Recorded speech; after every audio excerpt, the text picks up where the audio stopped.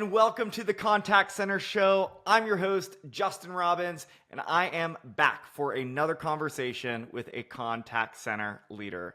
Today, I am excited to tackle the topic of workforce management with someone who I've gotten to know over the years, Dan Smitley. Dan is the founder of Two3 Consulting, has a really cool background that spanned a number of different kind of facets of contact center and customer experience. I'll have him share a bit about that. But before we jump in, Dan, thanks for joining me. So glad to have you on the Contact Center Show. Dude, so good. Thanks for thinking of me and reaching out. Really excited to chat with you, regardless of who else watches. So hopefully I'll be able to share some knowledge and be able to, the audience would benefit from it. But get really excited, man. Thank you so much. Yeah, it's good to have you here. And workforce management is one of those topics. I am pretty sure that we will have a bunch of episodes on all sorts of facets of workforce management, but you're the first conversation on the topic. So here's the good news and the bad news is we are either going to open up a whole bunch of things that are going to need to be explored down the road, or we're going to focus it in, and I'm going to leave that up to you, my friend. But here's what I'd love. Give me and everybody watching and listening to this a little bit of context. I'd love to know kind of what got you into the space. How did you start it in contact centers and even to workforce management? What got you there? Yeah, absolutely. So what got me into contact centers is my wife. So at the time, she was my girlfriend, and she was working at a dial-up internet company back in the day. And it just so happened that I was able to get a job there as well. So my career goes back 20 plus years, having people try to connect to the internet on a landline in my ear while I'm trying to help them, understand how the internet is supposed to work. This was when it was still the World Wide Web, right? We haven't even gotten into www anything. So started my career there, was able to move over into a outsourcer as like a floor supervisor. Did well with spreadsheets, and as often is the case, that was my gateway into WFM. And so it was, you're really good with spreadsheets, you find numbers interesting, maybe the command center is the right place for you. And that was 17 years ago that I've been in spreadsheets trying to crunch numbers and help organizations be as productive as possible. That's kind of my path and what's led me to this point. Dan, I'll tell you, I've heard a lot of people share that they got into contact centers to get their foot in the door with a business. They had really good benefits. I think you're the first case I've heard of they did it for love, and it's A, it's awesome, but B, I mean, did you ever imagine that this is a place that you were going to stay? It's like, okay, you're like, hey, I kind of like this person, so I want to spend more time with them, but did you think that contact centers is now 2+ decades later where you'd still be? No, absolutely not. So my career, when it started, I was in college to be a pastor. I was actually studying ministry. I actually went on to go get my master's in theology, and this was going to be my path forward. And it just got to a certain point in my career. I said, actually, I'm enjoying this. Like, I actually enjoy the contact center space. I've enjoyed the conversations I get to have. I can still do ministry on the side, but it doesn't need my full-time job. And it was actually at that point that I finally said, I'm going all in. This was probably 10 years into my career when I finally said, it's workforce management, it's contact centers. This is where I'm going to now invest and spend my time. And the ministry thing can just be on the side. So I didn't think I would land here, but it has been intentional over the past, say, decade or so. And I'm really excited with how I've been able to mature myself and those around me with this discipline. It's been a lot of fun, honestly. Dan, it's so cool for me when I see people who I feel like this is my story. This is so many people's stories where you get into the space and you could have never imagined it. But then you get to that moment of recognizing, I love this. I am all in. I want this to be where I focus and what I do. And I think that's so cool. And I think it's, great for people who are maybe even watching this right now that are new or kind of exploring, is this for you? And so many cool opportunities I think can come from it, not just inside of the contact center, but in other parts of the organization, that this type of work can be a catalyst for so many good things. Dan, I want to the topic of workforce management. I feel like you and I could probably have an episode that's all about just like, why is this amazing work? But I do want to talk a little bit about WFM.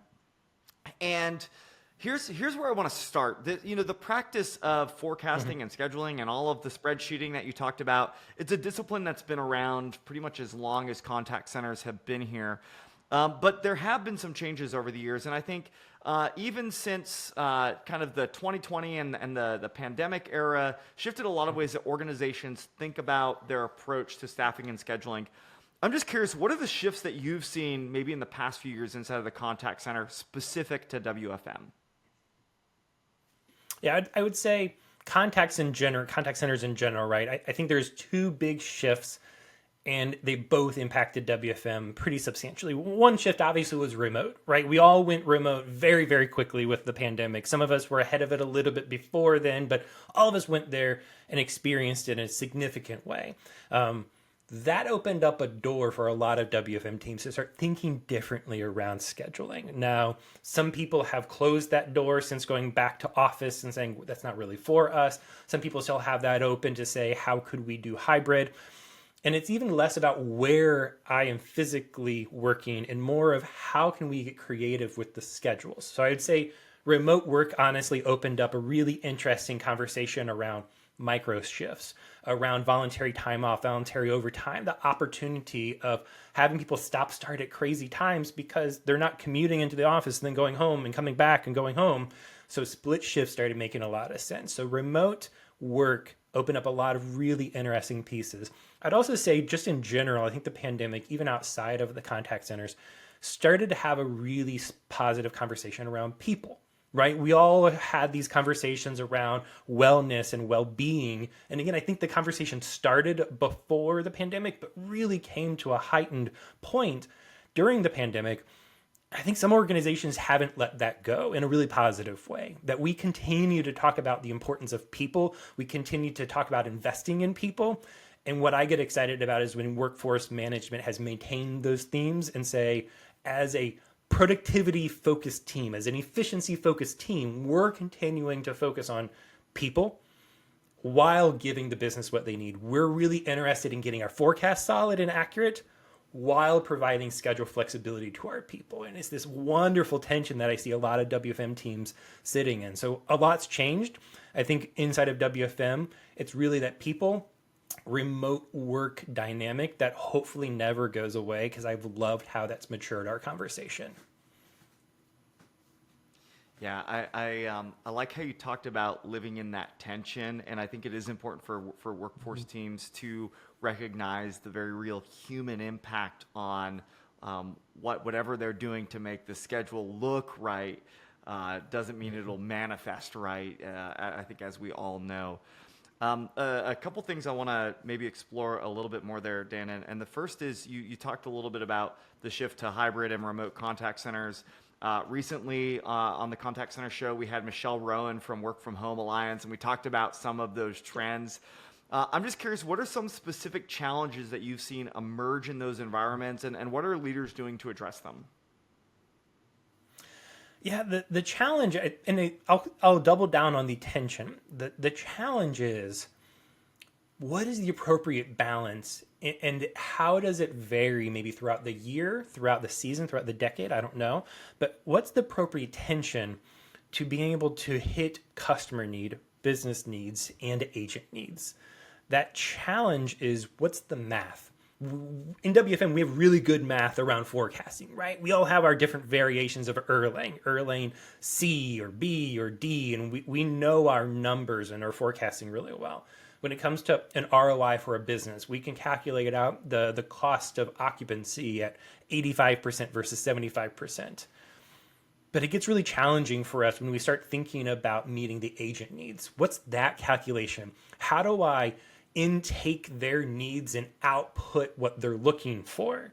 What are the hard numbers around they're satisfied, they're happy, they're productive? Those are really challenging, kind of soft topics. So that's the tension. That's the challenge that we currently have.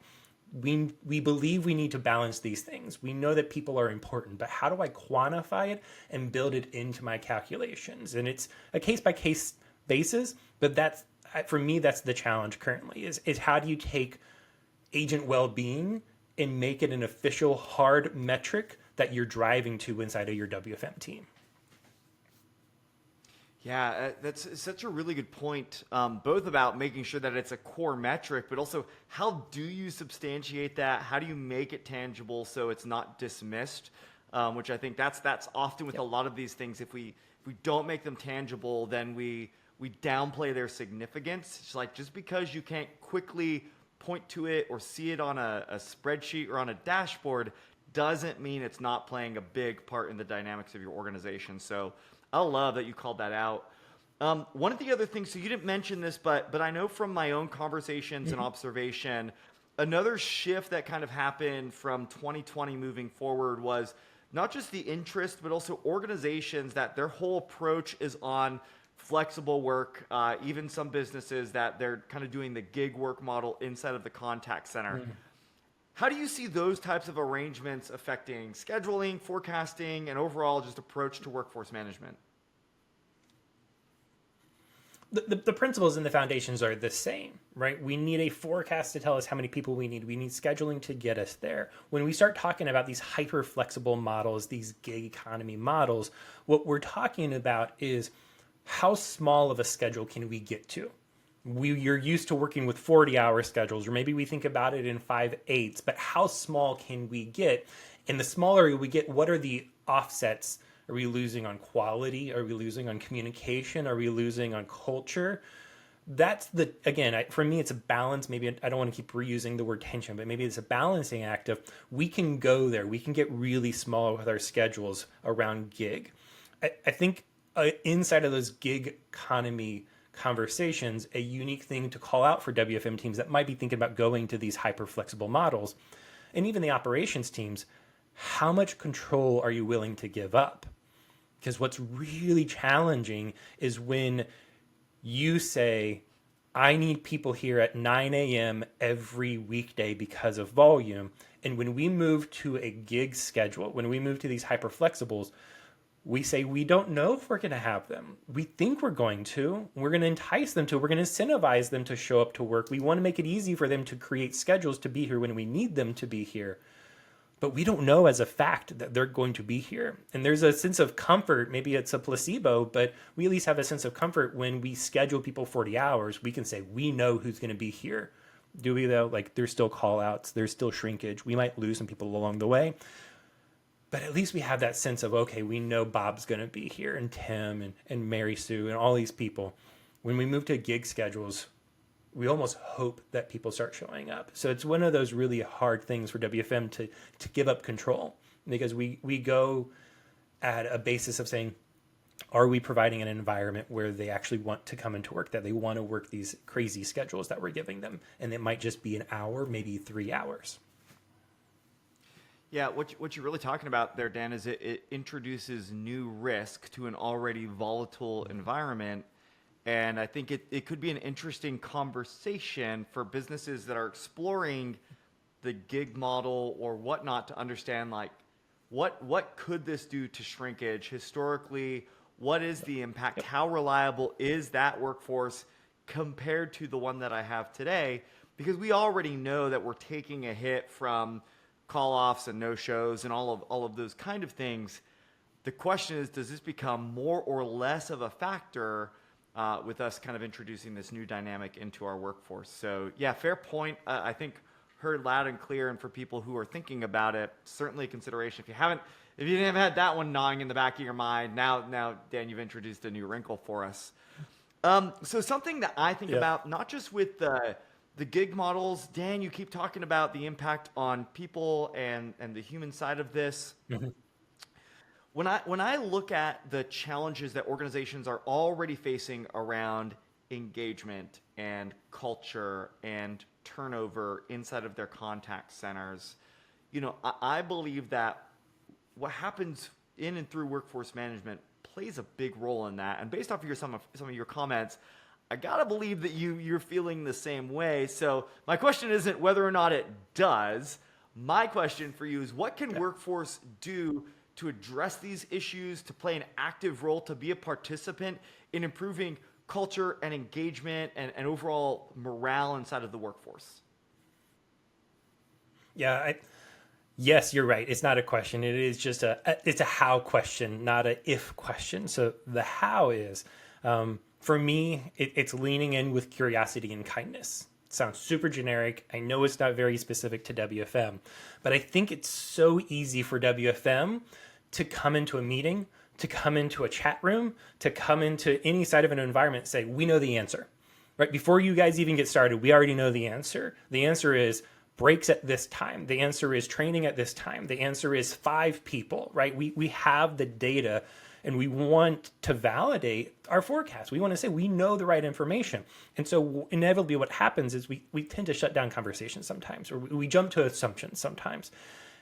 And around RTA in particular, we say, you're supposed to be at break. You're not supposed to be in that call. You're not supposed to be in ACW. You're not supposed to. Why aren't you? You need to do this. And maybe we filter it through a supervisor. Maybe we go direct to the agent. But it's from the basis of assumption that we know what's best. And it's because, again, we have really solid numbers. But we're stripping out the human element. And if we add back that human element, all of a sudden our conversations around whether you should or should not be in this state, ACW, AUX, training, whatever it is, shifts a little bit into, well, should they? And then I start interacting with you of, hey, what's going on? Hey, how are you? I see that you've been, like, this has been a weird day for you. You've been in AUX a lot today. Is everything all right? Like, do I need to reach out to your supervisor? How can we help? This seems weird. You were supposed to have gone to break an hour ago. What's going on, man? Like, are you good? Did we miss did we miss an update? Like, is it on us? And approaching it with kindness and curiosity shifts that conversation substantially. So instead of it being this, we come down because we know what's best, it becomes a partnership, becomes a support. We're then seen as someone that's trying to help, not someone that's trying to overcorrect. So that's just one very specific example of how can WFM provide engagement, provide a culture. I think anything we can do to embrace a culture of curiosity and kindness, I think it's just going to benefit engagement in the long run. Now, I have answers around forecasting and scheduling and everything else, but I think that RTA one in particular is really pointing it of like, let's stop assuming that we know the answer every time we step into an RTA chat and start coming in with, how can I help? What's going on? Is there something I can do to connect it so that your day is a little bit better? Yeah, that curiosity and kindness, Dan, also to me is a posture, right? That's really what it's about. Is how is the workforce team posturing themselves to the rest of the org? Are they the ones who have all the numbers and know all the things and dictate, or are they inviting people into a conversation on how they can work collaboratively to drive the best outcomes? And that's not just a reminder for workforce. Look, just this morning I had a conversation with somebody who's leading a team of quality analysts who have the same issue, right? They're masters on the standard and their way is the way. This, I think all of us, like you brought a really important lesson to light for all of us. It's like, you're in your organization because you are an expert at something. You have to posture yourself in the right way for that expertise to drive the type of value that can be transformative to your business, right? That is not easy and it's not natural for all of us, but it's something we need to learn if we want to be leaders who have impact inside of our organization. Leaders who have positive impact inside of our organization, right? We're all having impact. Whether or not it's the right one is the question there. Dan, So I want true. to revisit something you talked a little bit earlier in terms of scheduling and adapting to needs and understanding agents. I'm just curious, like when we think about making sure that we're doing things that are right for the employees and that we're understanding their needs. I mean, that doesn't change the fact that we still have to balance customer needs, business requirements. Talk to me about, we're gonna go back to that word tension. Maybe that's the name of this episode. But talk to me about living in that point. Like I agree with you. We've got to make sure we're swinging harder towards the side of understanding and serving our employees. But what are some of the opportunities and what are some of the ways that we can make sure that we're still balancing all of the business needs? Yeah, so I find it interesting. I've been in different environments that over-index on those 3 arms, right? I do see it a balancing act of 3 different arms: business need, customer needs, and agent needs. And I've seen some environments, let's call them just a generic startup, right? Where they're like, we're family and, I know everyone here. And so they've over-indexed in saying, oh, we don't have AHT goals. And well, they'll go and take breaks when they need to take a break. We don't want to tell them when to take a break. And they've lost so much ability to just say, this is what's best. And actually what's interesting is they've advocated their need to help inform the agents of good practices, of best, when should they be going to break, right? Instead, they just say, oh, we trust them, without actually equipping them with any information. So we need to be really cautious to not go all the way to saying customers can wait, business doesn't matter, agents are the only thing. I think other organizations are as the exact opposite. Business is the only thing that matters. What is our EBITDA goal? How much is our occupancy? Are we getting the most out of others? Maybe it's the customer. And so it is this tension point that, again, we keep referencing it. And I think what you need to make sure that you're doing is that you're making conscious, intentional decisions. That's not to say we have to always give the agents what they want. There's going to be really important seasons to say, we need to increase our profitability because we need to get to X dollars to be able to reinvest in the organization. We have a capital that we're trying to reach. So EBITDA is going to be the goal over the next year or two. Not to say we stop caring about the employees, but that's going to be our focus. Other times it's going to be the people are going to be critical. We're willing to eat our profitability another 5% because we want to. It's about understanding where we're at within our organization. What is the strategic roadmap?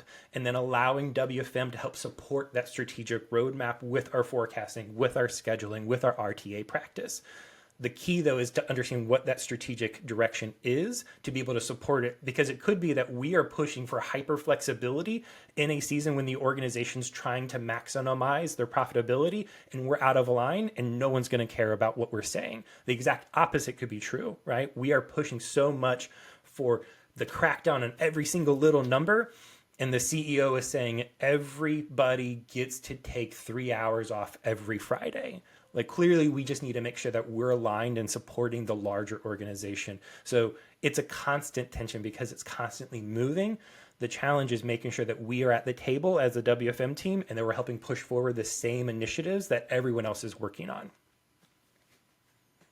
So smart, Dan. And that alignment between not just the contact center as a function, but the teams inside of the contact center, understanding that alignment to the highest levels inside of the organization is so important and so often lost as you start to get inside of functional management. There's that disconnect because it's just, I just need to do this thing to make the contact center operate without taking that extra step back to understand, well, the contact center inside of the context of the larger business actually is serving this purpose in this moment. And as you mentioned, that is changing. It may change from quarter to quarter or year to year, or hopefully not too often day by day, but being able to understand and adapt to that is really important.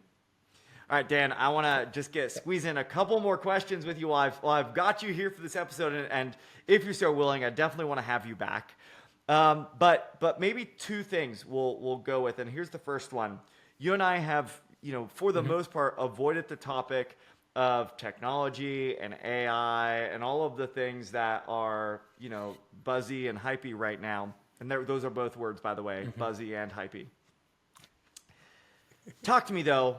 They're real things. They're things that are having an impact. Where do you see as maybe the greatest opportunities for artificial intelligence inside of workforce management, whether it's technologies or processes or how they use data? Where's the biggest opportunity? And if I'm in workforce management right now, how should I be thinking about the role of AI in helping me be more successful in my job? Yeah, two pieces. I would say, one, how do I see the technology expanding? And one piece I say is the data included inside of our forecasting is going to get massive. And what I mean by that is we have a real challenge to simply understand what the marketing team is doing, as an example, right? So we communicate, hey, you have these campaigns going.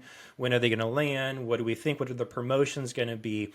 I could easily see where AI is doing all of that thinking for us, right? The marketing team is inputting in their campaigns. It's already connected back to the previous campaigns and how it already positively or negatively impacted performance and productivity and abandon rates. It's all locked in there. So we barely even have to talk with marketing because AI is already pulling it in. AI is also pulling in the weather patterns, right? My previous environment was cruising. Cruising was substantially impacted by hurricanes, right? And so understanding when the storm is at this point in this part of the Atlantic, what's the likelihood of it impacting, that I think I could see AI like pulling in.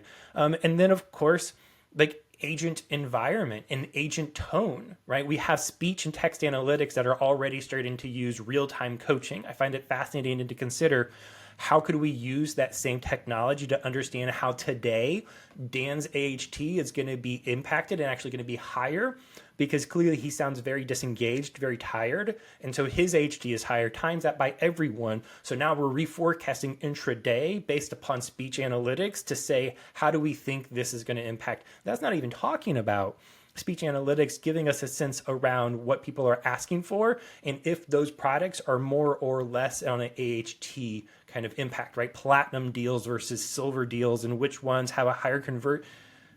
That's all getting lumped in automatically. So I would see just the AI's ability to consume data and to be able to input it with human, supervision is absolutely coming. I would say another piece in how WFM leaders should be thinking about it is it could be really easy to say AI is coming from my job, right? Like it's going to automate the processes, the button pushing that I do, the calculations I do. It's very easy to almost get into that defeatist mindset. What I would encourage you to consider is, yes, it is going to automate a big chunk of your job. I do think you're going to push fewer buttons. That's why it's so important for you right now to start building inroads throughout your organization. So that way, as your environment starts to become more automated, you're not reducing your workforce, you're expanding your impact. You're now, instead of just doing contact center workforce management, you're doing back office workforce management. Instead of just doing voice, you're doing other channels. Start making those relationships now so that when AI inevitably does automate your environment and gain substantial efficiencies, you have a backlog of work saying, as soon as I can now have a larger, more strategic impact in my environment by working with this team and this team and this team. So that way you don't have to worry about whether you have job security. You're doing your job now to create your job security. That's building those relationships, making that network so that when AI comes, you and your whole team still have a job and probably even more of an important job than you had in the past. Dan, really interesting things there. A couple that I want to maybe underscore, and then we'll leave to unravel and talk about it at a later time. The first is you talked about the importance, and what's really going to come down to this, I think, is how we design and apply these applications inside of our environment. And I think you showed some really interesting potential use cases. And it comes back to us as organizations being able to say, hey, what's most important for us as a business right now? Where does this stand to have the greatest impact? And is it on that ability to reforecast? Is it on that ability to understand that, the weather patterns are going to affect our volume in this way, right? Really, really interesting things there. And this to me is going to be one of the most exciting things to study and watch and just kind of see how it all plays out over the coming years. So just fascinating stuff on that front. I think the other kind of I'm going to say the other interesting thing with all of this, both from just an AI and automation standpoint, is I keep talking about this idea of the capacity gap. And here's what I mean by that. The ability of technology to do a lot of these things today does exist, right? If we spent the time to clean the data, design the process, and deploy it, we could do a lot of things and turn it on today. But what that creates is a void in the work that needs to be done by humans or the new complicated there's naturally going to be a set of things that need to be done that aren't being done today. And there's implication on our capacity and understanding and skill set to do so. And if we turn technology on today, what I believe is that there will instantly be a gap in what is needed to be done and the capacity and the capability of people to do that work.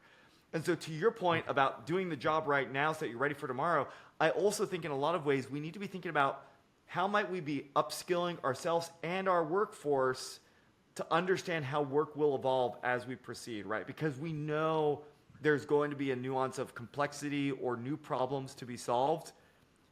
It's kind of difficult to be able to predict what are the problems we need to solve tomorrow, but we also have to recognize that at some point we're going to turn things on and there will be a void that we will have to step into, and the more that we can do now to anticipate and prepare for that, the better.